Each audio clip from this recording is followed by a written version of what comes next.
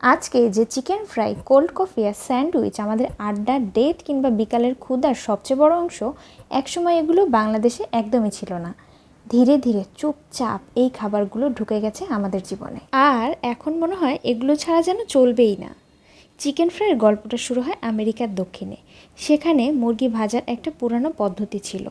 পরে এতে মশলা আর বিশেষ ফ্রাই টেকনিক যোগ করা হয়, তৈরি হয় সেই ক্রিস্পি স্বাদ, যেটা আজকের সারা পৃথিবীতে জনপ্রিয়। তারপর আসে ফাস্টফুড ইন্ডাস্ট্রি। বড় বড় ব্র্যান্ড এই খাবারকে বানিয়ে ফেলে দ্রুত খাবার, মানে কম সময় একই স্বাদ বারবার। বাংলাদেশে এই খাবারের প্রবেশ ঘটে ৮০ থেকে ৯০ দশকে। বিদেশ ফেরত মানুষ, স্যাটেলাইট, টিভি আর ঢাকার কিছু ছোট ছোট ফাস্টফুড দোকানের মাধ্যমে।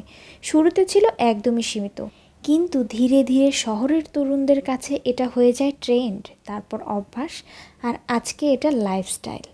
কোল্ড কফির গল্পটা একটু অন্যরকম। ইউরোপে আইস কফি হিসেবে শুরু, কিন্তু বাংলাদেশের গরম আবহাওয়ায় এসে এটা হয়ে যায় রিফ্রেশমেন্টের একটা নাম। এখন এটা শুধু কফি না, এর সাথে যোগ হয়েছে আইসক্রিম, চকলেট, ক্রিম, মানে একটা ড্রিঙ্ক থেকে এটা হয়ে গেছে পুরা একটা বিশাল বড় এক্সপেরিমেন্ট। আর স্যান্ডউইচ সহজ, দ্রুত আর হাতে নিয়েই খাওয়া যায়। এই কারণে এটা স্কুল, কলেজ, অফিস সব জায়গাতেই ছড়িয়ে পড়ে খুবই দ্রুত। কিন্তু এখানে একটা বড় পরিবর্তন ঘটে। এই খাবারগুলো আমরা শুধু গ্রহণ করিনি, আমরা এগুলোকে নিজের মতো করে তৈরি করেছি। বাংলাদেশি মশলা, স্পাইসি ফ্লেভার, লোকাল সস, এমনকি রাস্তার দোকানের ইউনিক টাচ, সব মিলে আজকের চিকেন ফ্রাই বা স্যান্ডউইচ বিদেশি স্বাদ থেকে আলাদা একটা পরিচিতি গ্রহণ করেছে। এখন এগুলো শুধু ফাস্ট ফুড না, এগুলো আমাদের শহরের কালচার, আমাদের আড্ডার অংশ।